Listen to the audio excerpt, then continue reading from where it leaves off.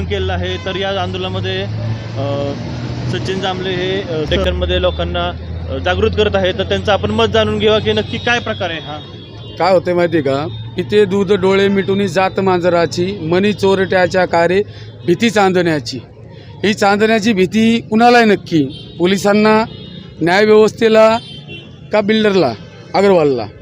त्यांनी जो प्रकार केला 18 मे रोजी त्यांच्या मुलांनी जी कारमधनं एक तरुण आणि एक तरुणीचा जीव घेतला, त्यांचं कुटुंब आज उद्ध्वस्त झालं.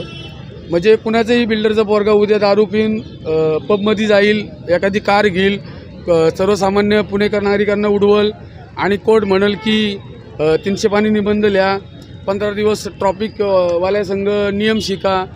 तर असे प्रकार पुण्यामध्ये थांबले पाहिजे. पुणे हे विद्येचं, संस्कृतीचं माहेरघर आहे. पुण्याने नेहमी राज्यालाच नाही तर देशाला दिशा दिलेली आहे. पुणे हे ऐतिहासिक चळवळीतलं शहर आहे. पुणे हे लोकमान्यांचंच शहर आहे.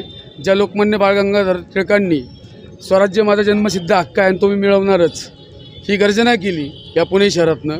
ते पुणे शहर या तरुणांचं पुणे शहर आहे, या तरुणींचं पुणे शहर आहे. या पुणे शहरात असे प्रकार, अशी पब संस्कृती आम्ही याचं समर्थन कधी होऊन देणार नाही आणि ती कधी जपल्या जाणार नाही. ॲडिशनल मागणी आहे कडक कारवाई करण्यासाठी दोन जीव गमावण्याची वाट नाही बघितली पाहिजे आपण. पहिला हा गोष्ट आहे. म्हणून हा पोस्टर मी हातात पकडला आहे, तुम्ही बघू शकता की पुणे शहराचे मारेकरी नक्की कोण.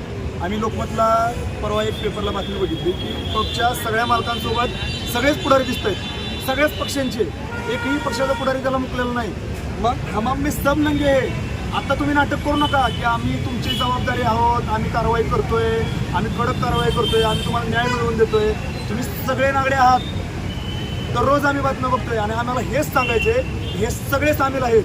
पुणेकर नागरिक खूप सजग आहे, जागृत आहे, त्यांना सगळं माहिती, सगळं कळतं. फक्त आम्हाला असं म्हणायचं आहे की सर्वसामान्य लोकांचा ज्यावेळेस जीव जातो त्यावेळेस तुम्ही राजकारण करू नका. कमीत कमी त्यावेळेस तरी न्याय मिळू द्या. बरं आता ठीक आहे, आता एक बिल्डर होता, खूप मोठा करोडपती होता, म्हणून त्याच्या मुलाला न्याय मिळावा म्हणून केंद्रीय आपले महाराष्ट्राचे गृहमंत्री पुण्यात अवतरले. मग न्याय मिळण्यासाठी अग्रवालाच्या पोराकडून तुमच्या पोरांचा जीव गेला पाहिजे का? तेव्हा न्याय मिळणार का? न्याय हा गोरगरिबांच्या, सर्वसामान्य कुटुंबातल्या लोकांचा, मुलांचा जेव्हा जीव जातो तेव्हा सुद्धा तेवढ्या तत्परतेने तुम्ही न्याय का नाही देत? म्हणून आमचे हे जे आहेत ना, पब पाहिजे, पब नको, ऐतिहासिक हब पाहिजे. आणि खूप चांगले मेसेज देण्याचा आम्ही प्रयत्न करतोय वंदन तरुण संघटनेकडून. हे मेसेज आम्ही कायमस्वरूपी देत राहणार आहोत, जनजागृतीसुद्धा करत राहणार आहोत.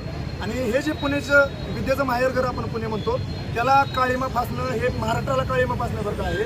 त्यामुळे ह्याची सुरक्षाची जबाबदारी ही आपली सर्वसामान्यांची आहे. म्हणजे शासन किंवा प्रशासन आपली जबाबदारी काटेकोरपणे पार पडेल आणि नंतर मग न्याय मिळेल, मग आपलं शहर सुरक्षित होईल, अशी वाट बघत बसण्यापेक्षा आपण सर्वसामान्यांनी सुद्धा रस्त्यावर उतरलं पाहिजे आणि योग्य वेळी योग्य कारवाई झाली पाहिजे. म्हणून आपण अग्रेसिव्हली पुढे आलो पाहिजे, तरच या गोष्टी घटना घडायच्या थांबतील असं मला वाटतं. काय वाटतं? मी एस सी कॉलेजमध्ये शिकतो. मला आत्ताची परिस्थिती बघून वाटते पुण्याला विद्येचं माहेरघर म्हणतात आणि आज